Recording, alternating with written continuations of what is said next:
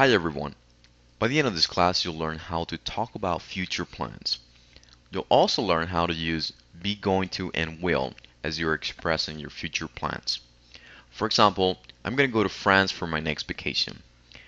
I'm not sure what place I'll visit yet, but I think I'll visit the Eiffel Tower.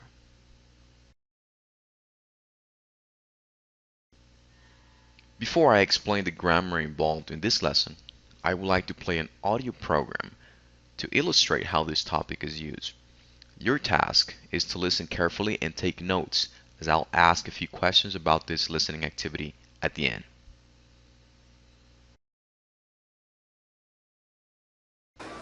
I'm so excited. We have 2 weeks off.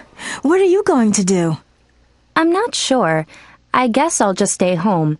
Maybe I'll hang out with my friends and watch some movies. What about you?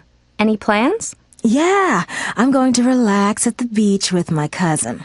We're going to go surfing every day. And my cousin likes to fish, so maybe we'll go fishing one day. Sounds like fun. Say, why don't you come with us? Do you mean it? I'd love to. I'll bring my surfboard. That's great. The more the merrier. By the way, where are we going to stay? Oh, we can stay in my aunt and uncle's beach house. They have plenty of room, and I'm sure they'll be happy to have guests. I'll call in tonight to let them know what time we're going to arrive. I guess we'll leave pretty early. There's a direct bus every morning at 5 a.m. That's fine with me. I think I'll be too excited to sleep. Now let me present the structure. What we want to do in this lesson is learn how to talk about future plans using going to and will. Now for the main part, both of those are quite similar when you express future plans or when you express things about the future. But what we're going to learn in this class is that we're going to use be going to whenever you talk about something that you've decided on. That's the key here.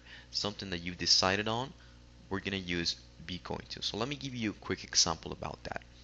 Let's say that you're going to take a vacation. You already bought the plane ticket, you already got permission from your job, so it's very unlikely that you'll change these plans. In order to express these ideas, you're going to use be going to express that. So for example, I'm going to take vacations next week. I'm going to go to France. That's just a quick example there. You're almost sure that that event will happen. On the other hand, let's say that you want to take vacation, but you don't know yet. You haven't even asked your boss about it yet. And so you're chatting with some friends and they ask you, so what are you planning to do for your vacations? And maybe you respond, well, I'm not sure. I guess I'll go to Europe next month. But I don't know. I haven't bought the tickets. I haven't asked my boss whether I can go or not. And so in order to express that idea that you haven't decided on, then we're going to use these expressions. I guess I'll just stay home. These are the examples here in the book, but going back to our example about vacations, I guess I'll travel, but I'm not sure where.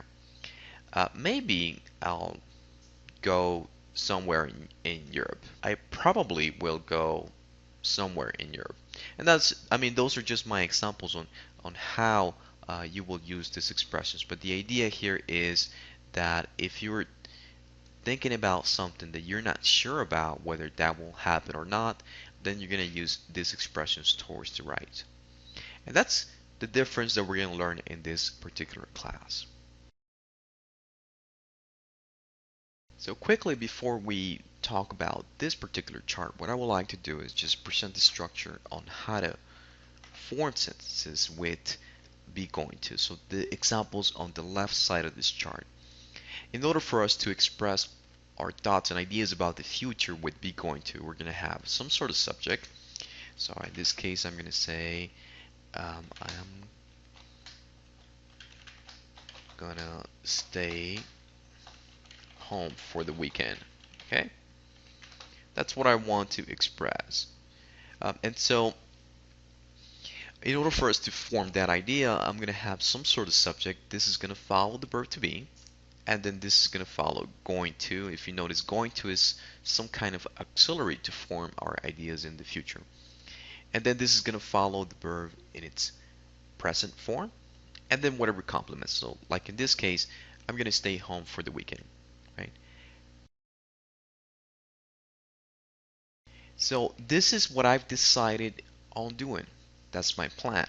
And so if you see towards the left side of the chart, we said that we're going to use be going to plus the verb for plans that you've decided on. Now, let me talk about things that I haven't decided on. So in order for me to talk about possibilities that will happen, then I'm going to use the expressions towards the right. Now let me talk about the possibilities of what I'm going to do at my house. And so what I want to do is present this structure towards the right, because what I want to do is I want to think about the things that I haven't made a decision on. So in order for me to express those ideas, what I want to do is I want to have some sort of possibility, if you will. All right. And so what do I mean by that? Well, the expressions such as I guess, all right, the expression maybe, the expression I think, the expression I probably. Okay. And so that's what I want you to notice here, right? So, well, I'm going to stay home for the weekend, I guess, and then this is going to follow a subject. I will watch the football game, all right?